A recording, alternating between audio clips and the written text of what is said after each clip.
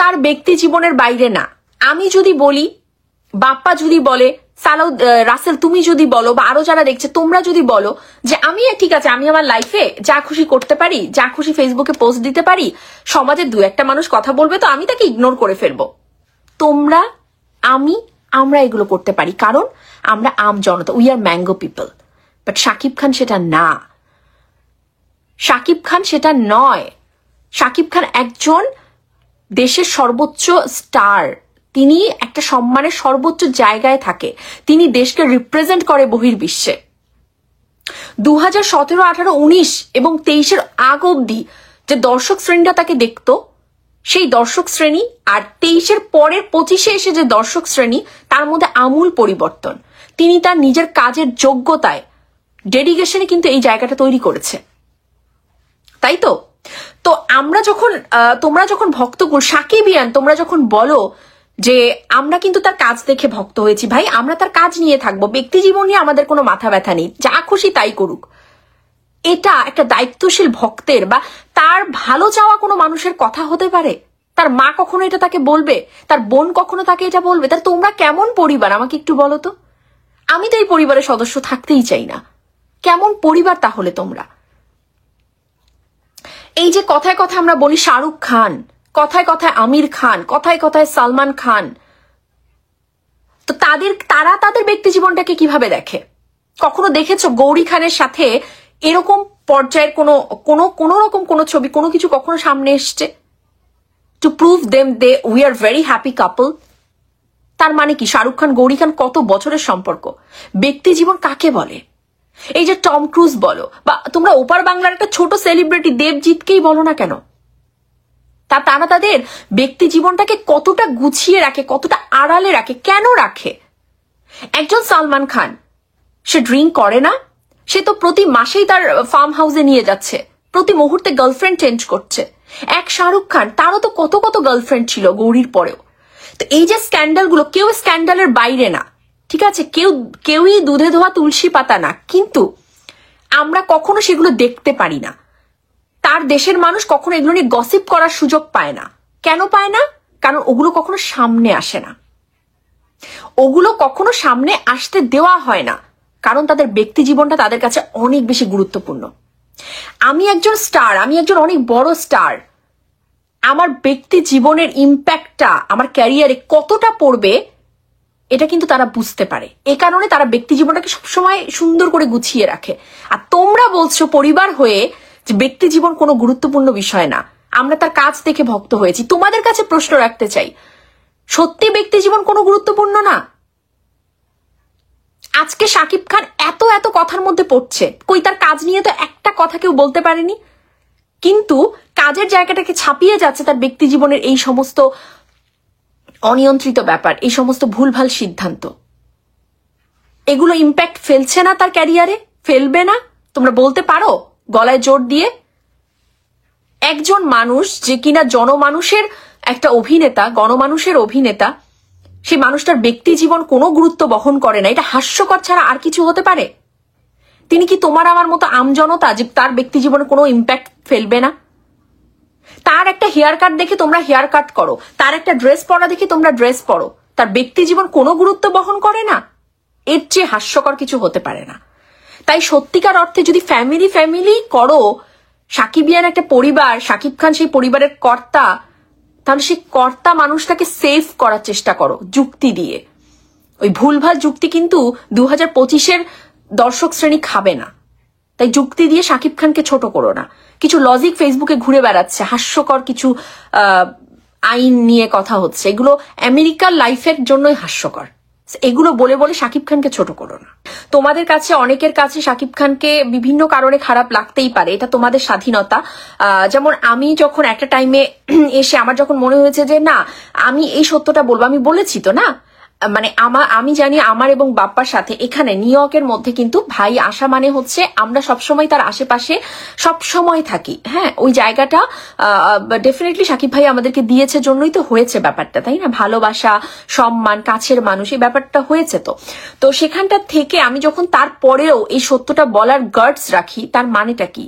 তার মানে এই নয় যে আমি তার শুভাকাঙ্ক্ষী জায়গা থেকে কোনো অংশে কিন্তু আমি সরে এসেছি, বরঞ্চ আমি চাই যে এই যে পরিবার পরিবার বলি ভাই, পরিবারের জায়গাটা থেকেই আমি সেই দাবিটা করতেই পারি যে আমাদের সাকিবিয়ান পরিবার বা তোমাদের সাকিবিয়ান পরিবারের যে কর্তা সাকিব খান, তাকে তোমরা আগে সমালোচনা করো। যদি কোনো কিছু তার খারাপ দেখো তোমরা আগে গঠনগত সমালোচনা করো, গালি না। এই যে লুইচ্চা, এই যে এই সেই গালি দিয়ে না, তোমরা গঠনগত কথা বলো, যাতে বাইরের 10টা মানুষ তাকে নিয়ে বাজে কথা বলতে না পারে, সুযোগ না পায়। কিন্তু তোমরা ঘরের মানুষ যদি বলো কোনো দোষ নেই, কোনো ভুল নেই, ভুল দেখার পরেও তাহলে সাধারণ মানুষ 10টা জায়গায় 20টা কথা বলবেই, কারণ তোমরাই নিজেদের মানুষকে ঠিক করতে পারো না, তাই না? তো কনসেপ্ট হচ্ছে এটা। আর বাকিটা হচ্ছে, দেখো আমরা সবসময় এখানে দেখেছি তিনি সত্যিকার অর্থে তার 2 সন্তানকে ভালোবাসেন, এটা হচ্ছে সবচেয়ে সত্য। কিন্তু পরিবেশ কোন পরিস্থিতিতে তিনি কি পোস্ট করছেন, মানুষ কিন্তু সেটার উপরেই এখন জাজ করছে। যে কলি আপু একটা কমেন্ট করেছে, জাজ কিন্তু সে করছে তার পোস্টের উপরে, কারণ কে সাকিব খানের সাথে গিয়ে মানে ঘন্টার পর ঘন্টা আড্ডা দিয়েছে, বা তার আসলে চিন্তা বিধিটা আসলে কতজন জানে বলুন?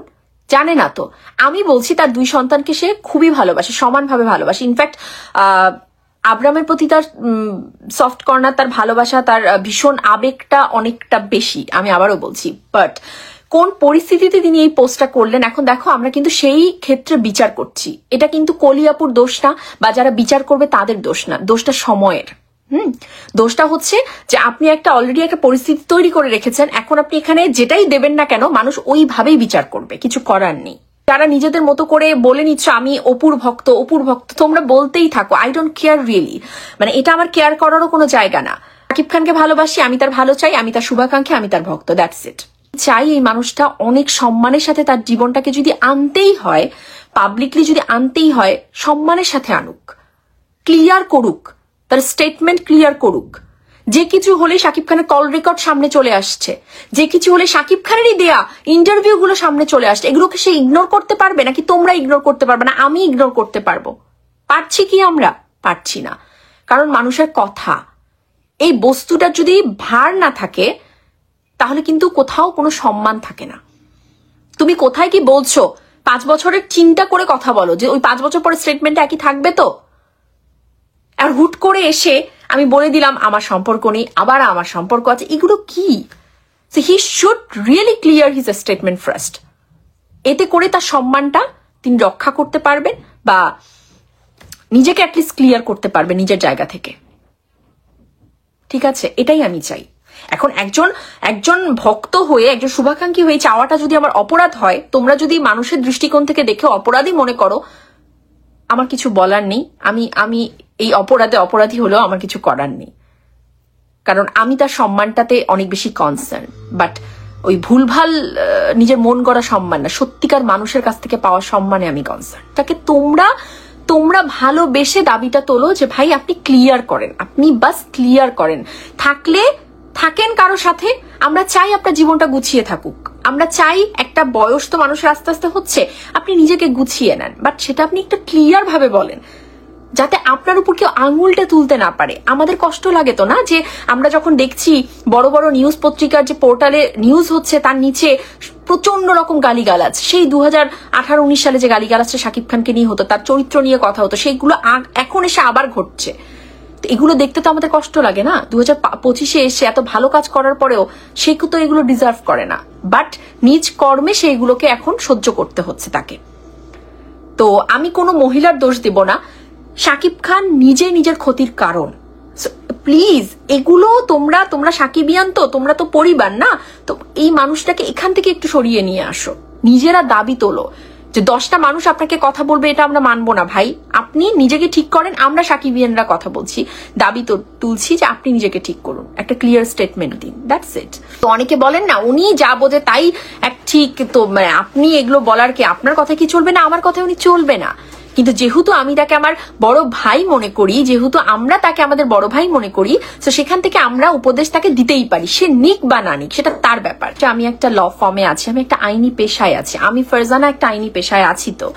তো সেখান থেকে বলছি যে এখানে যখন ধরো একটা বাবা মা কেউ এখানকার গ্রিন কার্ড ধারী না, কথাগুলো বুঝবে। এখানে বাবা মা কেউ গ্রিন কার্ড পর্যন্ত না, বাট তার সন্তান এই দেশে ভূমিষ্ঠ হয়েছে, জন্মসূত্রে সেই সন্তান সিটিজেন, এই দেশের পাসপোর্টধারী, ঠিক আছে? তো বাবা মা গ্রিন কার্ড না পেলেও যেহেতু জন্ম হয়েছে এই দেশে তার সন্তানের, সে কিন্তু ওই সন্তানটা কিন্তু সিটিজেনশিপ মানে পাসপোর্টধারী এই দেশের। তো সেই বাচ্চার জন্য কোনো প্রকার কোনো ছবি এই সেই এগুলো ভীষণ আমেরিকার আইনে হাস্যকর, এগুলো হাস্যকর। এবং এগুলো কিন্তু শাকিব খান বলেননি, হ্যাঁ, তো ওনাকে এগুলো নিয়ে দোষারোপ করে লাভ নেই, এগুলো উনি বলেননি। আমি জানি না কারা এগুলো তুলে ধরেছে, এগুলো শাকিব খানকে অপমান করা।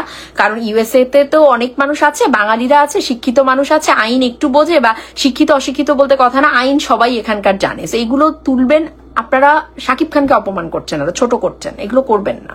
ভক্তের আগে আমরা মানুষ হই আগে, হ্যাঁ। দিন শেষে আমার পরিবার আছে, তোমাদের পরিবার আছে, তো যে মানুষটাকে এত ভালোবাসছো তার সম্মান আমরা সবসময় করবার চেষ্টা করছি, সে একবার একটু তার ভক্তদের সম্মানটা একটু দেখুক।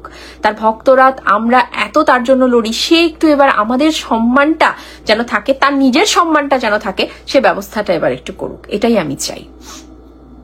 এই লাইফটা যদি শাকিব খানও দেখেন, আমি বিশ্বাস করি তিনি মানে দিন শেষে আসলে আমি তাকে দেখেছি তো কাছ থেকে, তার মানে সে মানসিকভাবে একটা মানে ভালো মানুষ। আপুরা তোমরা রাগ করো না, সে মানসিকভাবে আমি যতটুকু দেখেছি তিনি ভালো মানুষ। বাট এই যে সিদ্ধান্তগুলো নেয় এখানটাতে আসলে দেখো, প্রত্যেকটা মানুষের সবটা ভালো না, এর মানে এই না আমি তার ভালোগুলো আবার অস্বীকার করব, এটা তো সুযোগ আমার নেই।